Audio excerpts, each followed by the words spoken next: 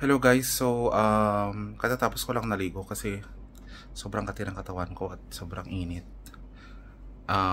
May nangyari kasi, papaliwanag ko lang sa inyong lahat.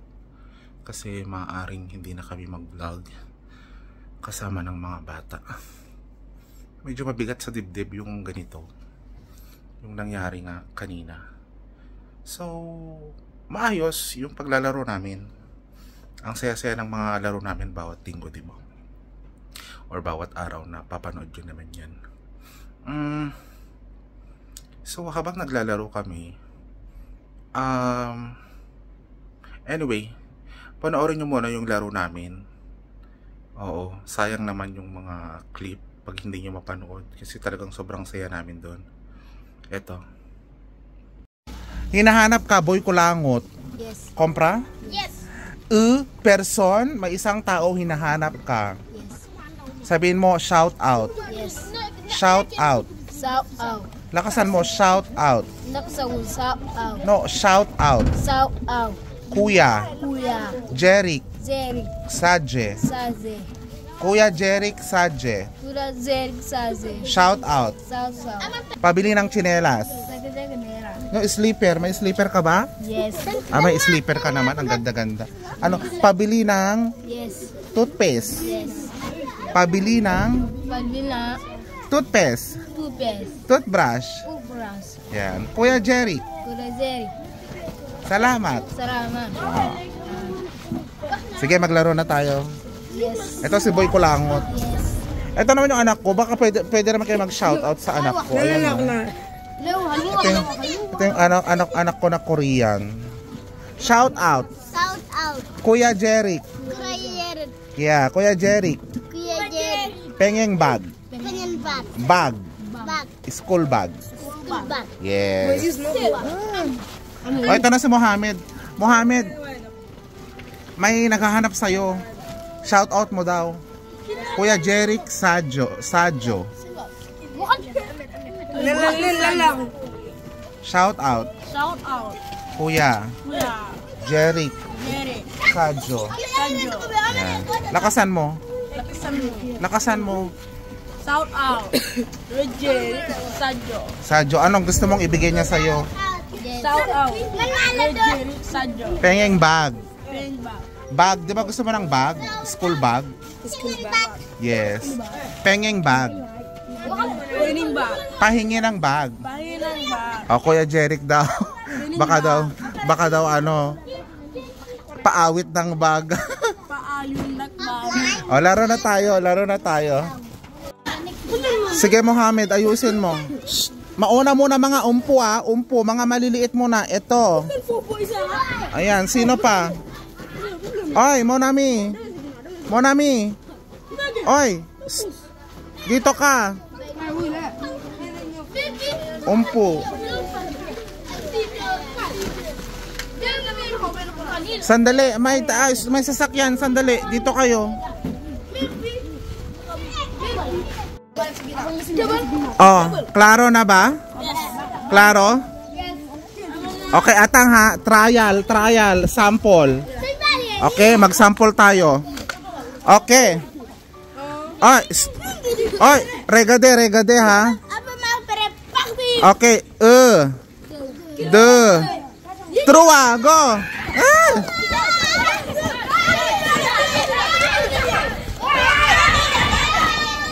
Yan, dali.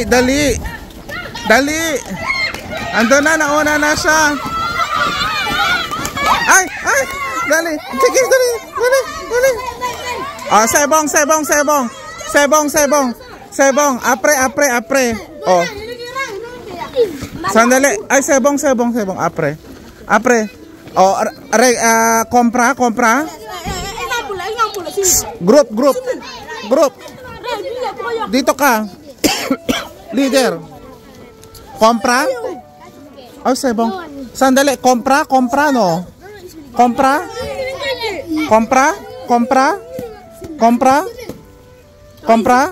Okay, naintindihan? Monami, apre. Kompra?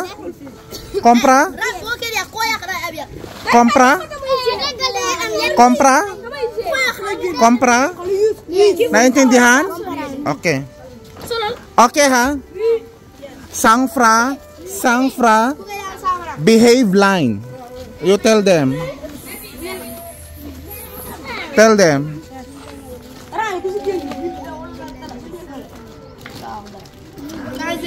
Okay. Hindi ka kasali, dito kayo. Manood kayo, dito kayo. Dito kayo. Madam, doon kayo, madam. Doon kayo. Doon kayo. Baka kasi maaksidente ba? Okay. Ready, ready? Okay. Ay, Mohammed, sabihan mo na wag na lang kalimutan yung appear. Yung ganyan, no? Ganyan, pagsusunod. Okay? Ready? Ready? Wait, atang. Akin yung pamalo.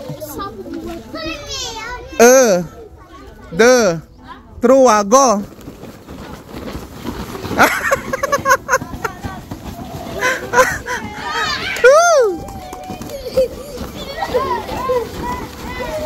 Ang galing. Okay, next.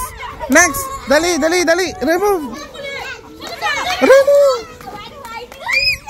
Rapide. Rapide.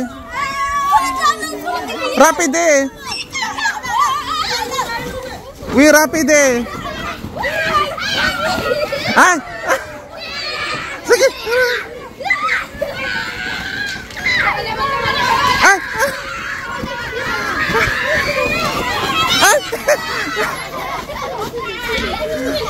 Monami, dito ka. Rapide. Oy, ikaw na.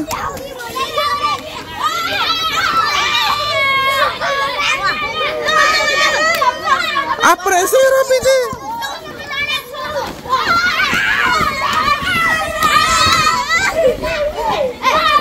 Ay, atang, isi.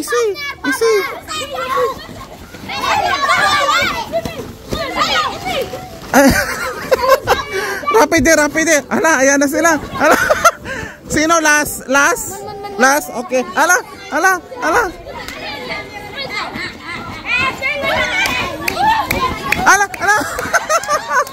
Ala, sebang. Rapide. Ay, Monami. Doon kayo. Sige. Ay.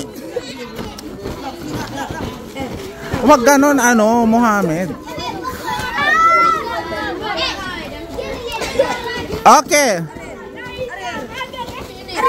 Yay! Sebong. So after nung part nung mga bata na maliliit, dapat mga matatanda na kasi dalawang part yung laro yung Sakris, pang bata at pang matanda. So inuna ko yung mga bata, yung mga maliliit kasi nga para hindi sila mangulit. And then after nung laro nila, may lumapit na lalaki. Malaki yung katawan niya, matangkad. Tapos very serious yung approach niya. So sinabi niya sa mga bata, anong ginagawa nyo? Parang nag-film ba siya? Sabi niya. Tapos nainidahan ko kasi yun, filme. Pag filme, ibig sabihin nagbi-video, nagre-record, ganun. So sabi ng mga bata, natakot sila, nakita ko sa mga mukha nila. So sabi nila na may sumagot na isang bata na medyo malaki-laki yung, medyo matangkad-tangkad dun sa gilid na hindi niya alam ang Fransay, Angle. So, gumano lang siya. Tapos yung mga malilit na mga bata, tapos yan sila Mohammed, ganun. Wala silang imik. Oo.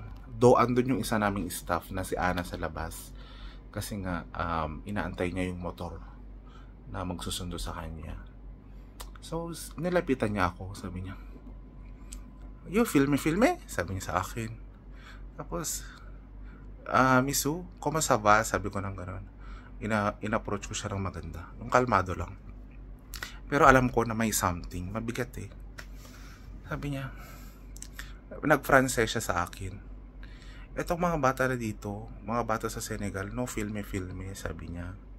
Ikaw nagfi-filme ka ba? Bakit? Pourquoi? Sabi niya. Sabi ko, nagfi-filme ako dyan, Misu. Sabi ko, may anak ka ba dyan? Sabi ko sa kanya. Hindi, itong mga bata dito sa Senegal, lahat yan hindi pwedeng i-film, sabi niya. So bakit ka nag-film? Sabi niya. Tapos sabi ko naman, mabuti naman yung intention ko. Sabi ko, nagpapalaro ako ng laro naming mga Pilipino, sabi ko. Tapos sabi niya, tignan mo tong ID ko. Sabi niya, may pinakita siyang ID. Hindi ko alam kung pulis ba siya o ano, pero nung natapos na yung nangyari na yun, sabi nung mga tao, ano daw siya, ordinaryong tao lang din daw siya. So may pinakita siyang ID, either residence niya o ano. Alam ko naman ng residence ID. So may nakita ko dun mapa ng Senegal or flag ng Senegal. So baka residence ID yun. So sabi ko, okay. Sabi ko na lang na ganun para hindi masyadong ayoko din ng gulo kasi para ma-end na ba. Okay. So ayun, umalis na siya. And then, pumunta siya doon sa maliit na tindahan. Yung kila Muhammad. Yung tabi kasi naming bahay dito. Kung saan nakita nyo yung hollow block na dalawa. Yun yung bahay nila Muhammad. Kapit-bahay namin yan sila. So, may tindahan doon na maliit. Andun yung nanay ni Muhammad. So, sabi sa akin na kinausap din daw siya ng lalaki. Tapos sabi daw nung nanay ni Muhammad, aware ako dyan na nag-film siya. Wala kang pakialam kasi hindi mo naman yan anak. Sabi daw nung nanay ni Muhammad. So, siguro ang concern niya is, since ang dami-daming bata, alam ba ng mga magulang na nag-film ako? Yun yung pinaka-concern niya siguro. So, may mga iba doon na hindi ko naman alam ang mga magulang. Yung mga iba din naman doon is mga kapitbahay lang din namin. Yung nagtitinda ng mangga, yung nanay nila, yung nanay nung bata na yun, nakikita naman niya na nag-film ako, wala naman problema. Lagi naman ako bumibili ng mangga sa kanya after ng laro namin. 'Di ba? Yung mga ganon. So, yung si Abdul nanay niya distributor. Oo, lagi kong kausap yung nanay niya, tinutulungan ko yan kumuha ng prospect niya. So aware naman siya. Yung nanay ni Usman, aware din. O kasi lagi din naman ako bumibili ng sa kanya, ng manok. Nakikita niya naman ang camera ko. Tapos, yung nanay din ni Yusuf, distributor din namin. So, yung mga iba doon, hindi ko na rin alam kasi kapag naglalaro kami, marami ring batang dumadaan, nakikinood, mga ganun-ganun. So, hindi ko rin talaga kilala yung mga parents nila. So, kinabahan ako doon. Siguro ang pinaka-solusyon talaga na gagawin natin is lay me down, basta yung ganun. Okay. And siguro magkakaroon muna ako ng privatization.